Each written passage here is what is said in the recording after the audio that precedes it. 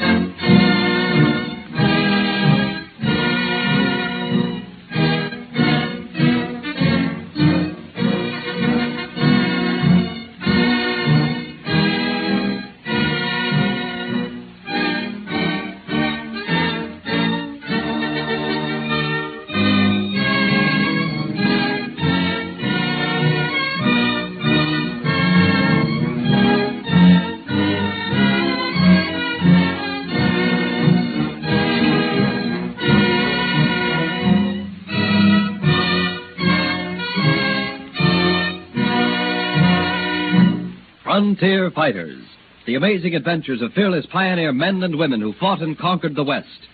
To those whose senses still throb to the memory of Pike's Peak Rush, Colorado is indeed a homeland won from the red man and nature.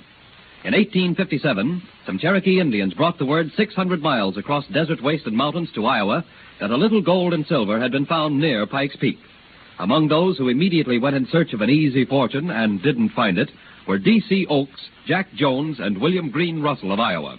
These leaders, together with a handful of people, decided that this land 600 miles from nowhere must have a name. It should be a state and admitted to Congress. They're laughing at us in Washington. Hey, there ain't 500 people in the whole 600 miles, counting the Braves and squaws. You're forgetting the papooses, Tom. They sure swell the population. Just a minute. This meeting is getting a little out of hand here. All right, man. Let's listen a while now to Trader Jack Jones. It's true, I reckon, that we're 600 miles from nowhere in the Pikes Peak country, but it's beginning to fill up. Oh, shut up, Tom. Over at our area on the west side of Cherry Creek, they got 200 settlers. 5 women, bless them. On the east side of Cherry Creek, there's St. Charles. That ain't St. Charles anymore, Jack. What's that, Oakes? We went in there this morning and found just some teepees and Indian traders. So we took it over and named it Denver in honor of Governor Denver of Kansas. I guess things move pretty fast out here at Pikes Peak. Well, anyway, I'm for giving this whole country a name, getting it organized into a territory, and sending a representative to Congress. We'll go. We're on the map. They've got to admit us into the Union. How about a name for this territory? I'm for naming it in honor of the man who put over the Louisiana Purchase. A strip of land 600 miles from nowhere will now be the territory of Jefferson. Hey, Jones. What's on your mind, Oakes? Just to be on the safe side, I'm for creating a county of Arapahoe, which will include the whole of western Kansas, and send a representative to the Kansas legislature. Then we've got representation one place or the other. Good idea. How are we going to get more people to come out here to Denver in the territory of Jefferson? I'm leaving for home next week. I'll get out a pamphlet and spread it all over the country, from the Missouri River to the Atlantic coast. If anybody can put that over, it's the man standing right there, D.C. Oakes. Oakes, go do it. I can put over this gold rush, which is dying on its feet, and a land boom, too. I can make Denver a real city and the territory of Jefferson a state.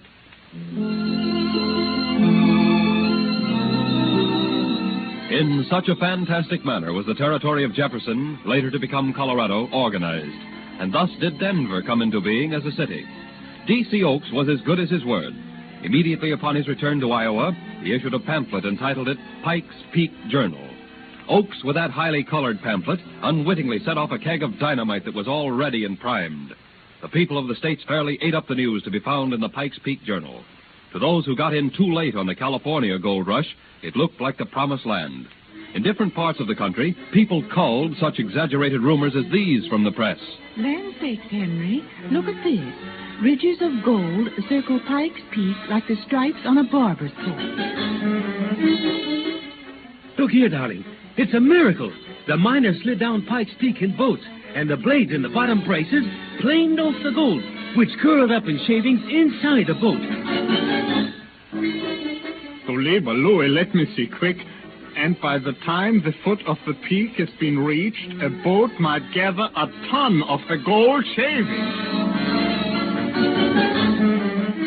There have arrived in Lawrence and Leavenworth and Council Bluffs and St. Joe barrels of gold from Pike's Peak Mine. D.C. Oakes, with a little fact and much fancy, had done his work well. 40,000 made the trek in 49 to California, but in 59, 150,000 set out for the Pike's Peak goldfields. The jumping-off points of Leavenworth, Kansas, St. Joseph, Missouri, and Council Bluff, Iowa, were jammed with wagons and carts bearing signs like these. I've sure got a good name for my wagon. It's Pike's Peak or Bust. I'm going you one better, partner. Root, hog, or die. My old lady named mine. What do you call it, Lou? Lightning Express. Once it was from Naples to America for Tony. Now he's a go from Pike's County to Pike's Peak. In March, the wagon trails across the plains were lined with optimistic, eager gold seekers, whose numbers daily swelled into many thousands. Shortly after May 1st, wagons going west met wagons returning east. People were leaving the mines. Some said it was a trick to get people out there to buy goods and worthless land. Others, the pamphlet of D.C. Oakes was filled with lies. They'd been cheated and swindled. Suddenly, the wagon stopped in mid-trail. A scout had sighted Oakes with a train of prairie schooners coming west. In a moment, peaceful, law-abiding citizens became a reckless, infuriated mob. I'm for hanging them when we catch them. Hanging's too good for a varmint like that. You can't take the law into your hands like this. If you string him up, it'll be murder. Well, I'd sure like to let her rest tombstone. Here lies the body of D.C. Oakes, killed for aiding the Pike's Peak hoax. There comes his wagons now. There comes the faker. Come on. Pull up your horses, Oakes. Your game is up. Yeah, where's the gold that can just peel off a Pike's Peak? Get down off in that wagon, Oakes. You're going to answer a lot of questions. Say, you got me confused. I don't understand what you're all turning back Well, for. there ain't no gold. But I've got a sawmill here in my wagons. I'm going to put money in Pike's Peak country. I'm staking everything I've got. I'm still of a notion to string them up and investigate afterwards. You've got to have faith in a new country. I never said you'd find gold in the streets. If the papers lied, it's not my fault. He's sure enough got his sawmill in here. Oh, let him go on. If it's bad, it'll be bad for him, too. Come on with me. I'll show you where the gold is. The territory of Jefferson's got a future, I tell you. Denver will be a great city. Better get along, Oakes, before we changes our minds. This time. Get on, you faker, you, and when you ride home, don't you dare tell the folks you found gold growing on trees. Oh, well, what's the use? Get up. Pike's Peak or bust. Guess we can put that motto in mothballs for many a day to come.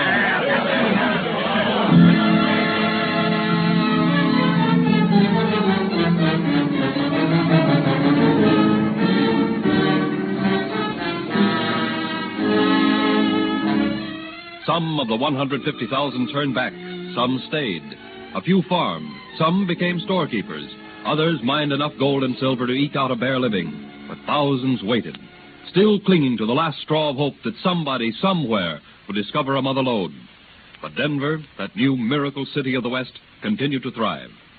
On May 6, 1859, 8,000 feet high in the Rocky Mountains, John Gregory accidentally discovered a gulch with the richest quartz seen by any miner of his day.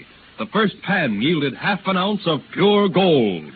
Hooray! This is the stuff. This mountain's full of it. Better pan another run of it, just to make sure. Ain't no need to try that, but it makes you happy. Here goes. There she is. Another $8 pan. Wilk, we're rich. The news spread like wildfire. Denver and our area were emptied in a short span from sundown to sunrise. But who this time would take the news east that people would believe? Fate sent none other than Horace Greeley, famous roving correspondent for the New York Tribune, who addressed the first mass meeting in the Rocky Mountains. Ladies and gentlemen, partners, I give you the man who's going east and tell them the truth. That great and wonderful editor and writer, and our friend, Mr. Horace Greeley.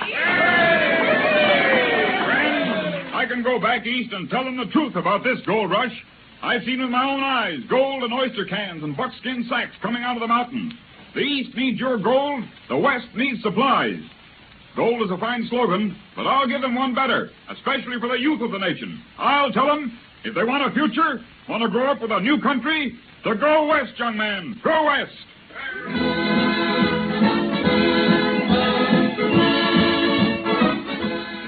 Go west, young man, was more than just advice.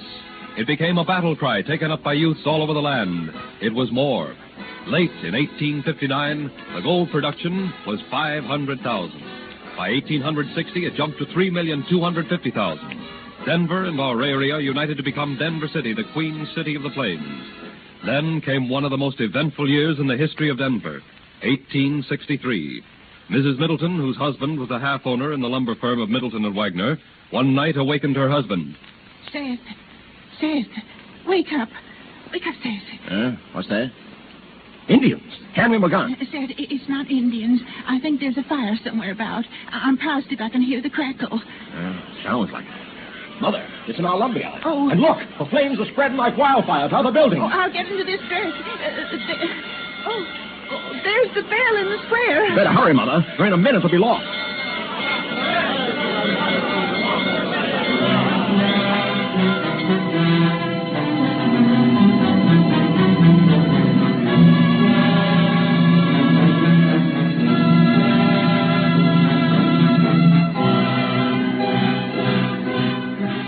Mother, we're licked.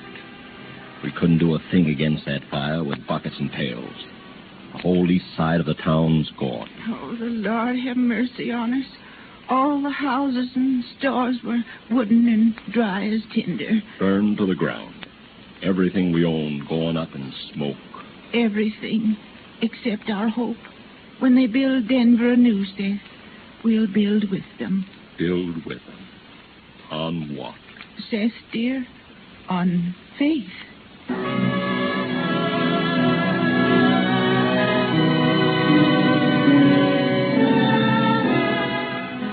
Not alone did the Middletons build on faith, but every soul in East Denver. For no sooner had they rebuilt from the disastrous fire when a flood completely destroyed the city. Many believed the last day was at hand, and that they were being called to judgment. But such sturdy stock as had originally founded Denver survived fire, flood, famine, and Indian attacks. Then came the proudest day in Denver's life. On August 1st, 1876, Colorado was saluted as a State of the Union, and Denver a famous historical city. And so, another thrilling chapter is enacted in the lives of famous frontier fighters of the rugged West.